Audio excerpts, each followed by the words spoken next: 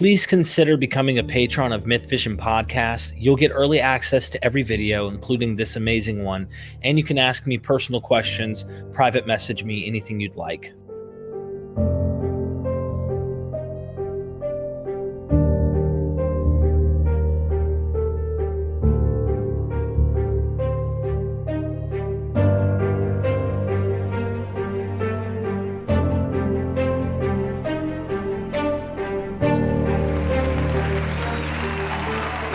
Professor John J. Collins, you have spoken, and this is a question from, I can't recall who, but they say you have spoken about prophets such as Amos, Hosea, etc., in that they aren't really theologians or philosophers, but maybe poets who express God from their own experiences with mood swings. Actually, I wrote these questions, I realized after watching this. How do you explain this regathering of northern Israel theme in the Old Testament?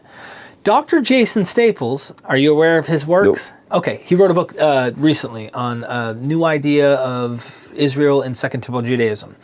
Dr. Jason Staples was also a student of Dr. Bart Ehrman, but he wrote a book on this subject. And can you give us your thoughts pertaining to the regathering? There's this lost tribes of Israel idea, right, that this myth carries on, like this Benit talks about, and it's still going down even to today. People are identifying themselves as lost Israelites, Christian identity, British Israelitism, the Black Hebrew Israelites, the list goes on, right? But I'm a guy who wants to know what really was happening then, because then it kind of dissolves any myths built off of it. Like, what is the context of the regathering? And so Dr. Staples says, to give you a little context of his position, and maybe you can show why you disagree. He says that there is this eschatological restoration theology that goes on throughout the Old Testament, even in Second Temple Judaism, where there's a distinction between Judah, or Judaios, if you will, and Israel as like a potential future regathering of them, as well as a constitution of the 12 tribes at some point in the future. They constantly are looking forward to something like that. But he said in his book that, for example, you'll say that Judah constitutes Israel at some point in certain places where it's like they've kind of forgot about worrying about, well, the lost tribes are out there and we're going to gather them in. There are certain people I know who want to argue that Paul is trying to regather his ethne, his Gentiles, in Romans 9 through 11, for example, is one of the clearest parts where he says, all Israel shall be saved when the full number of the Gentiles, and he's quoting Genesis 49, where Ephraim's seed will be a multitude of nations, all this stuff. I'm rabbit trailing to kind of maybe have you run into the lost tribes of Israel, what maybe Paul's doing, what's going on with Israel, north and south, all the way down maybe into the first century. Yeah, well, first of all, what actually happened to northern Israel is that all the upper classes who had survived the destruction of Samaria were marched off to Assyria. And they assimilated. What happened to them was no different from what would happen eventually to Moabites and Edomites and other people that existed in antiquity and don't exist anymore. They just got absorbed. Now, after the exile, in the meantime, there were always some Israelites who never left. And these had been underappreciated. And according to the Book of Kings, the Assyrians brought in some settlers. Now, the people, though, who stayed in Samaria were worshipping Yahweh. And then after the exile, it's a very complex matter how they related to the Jews, and especially to the Jews who came back from Babylon. According to the book of Ezra, the Jews who came back from Babylon didn't want anything to do with them.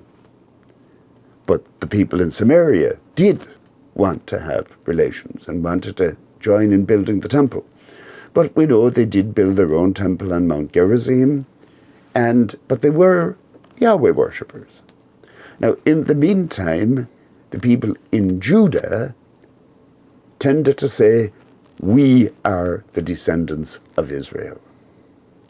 Now, you see, a lot of the traditions of the northern kingdom must have been brought south to Judah around the time of the destruction of the northern kingdom. And so the ideology that develops in Judah lays claim to the heritage of Israel. Now, that, I think, is what then goes forward. Now, you get to something like Paul, that this is it's restoration, as your friend Jason says. It is a vision of restoration. It's a vision, that imagines everything being restored. And that means the restoration of these lost tribes. Now, Paul, I think, maybe plugs into that. Paul isn't so concerned with the lost tribes of Israel, I think, as with the Gentiles in general.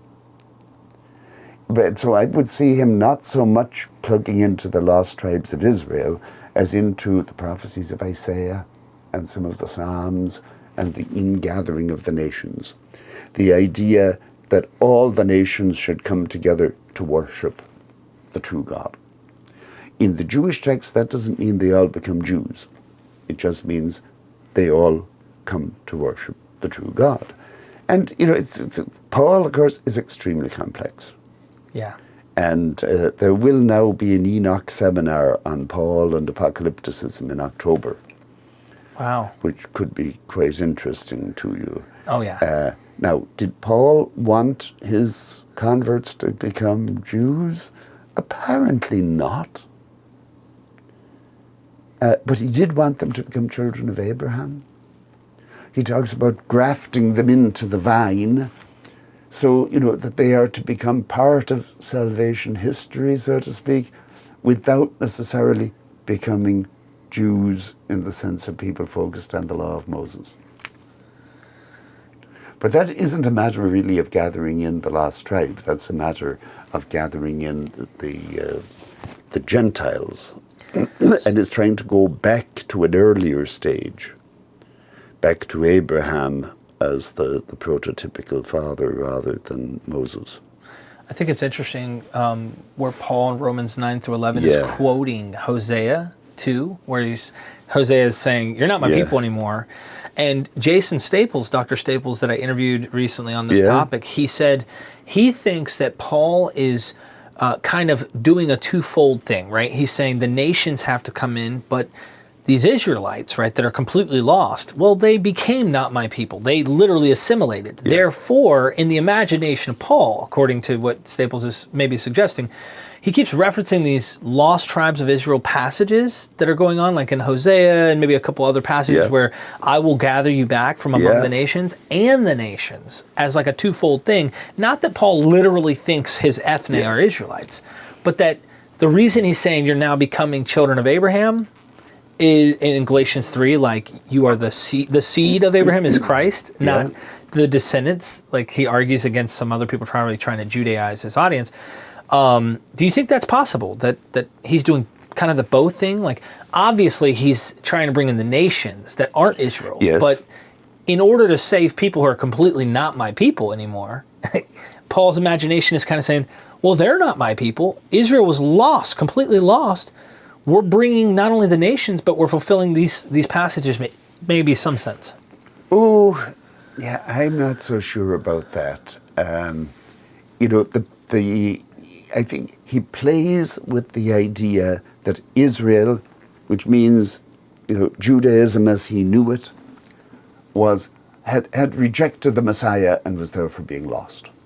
But he also resists that idea and says, no, God doesn't really want that. There's still going to be an option for them to come back. But now, I'm not a Pauline scholar, and I'm not really too sure how to nuance that one in the end. But technically, the ethne are not literal Israelites. That's right. Simple. Yeah. Okay, I figure I'd ask that just to get that one off. Do you think that the myth of the lost tribes that was going on, there was expectation? Obviously Josephus thinks that, they're east of the Euphrates.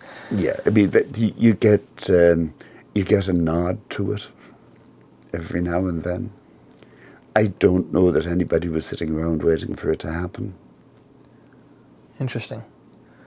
I think it's, the way some Christians nowadays think about the second coming of Christ. If you go into certain churches, I'm sure they will say, absolutely, it is coming soon. If it happened, would they be surprised? I imagine they would, as much as anybody else. But it's one thing to affirm something that will happen at the end of days. Just not too soon. Not yet. Interesting. Thank you, Dr. Collins.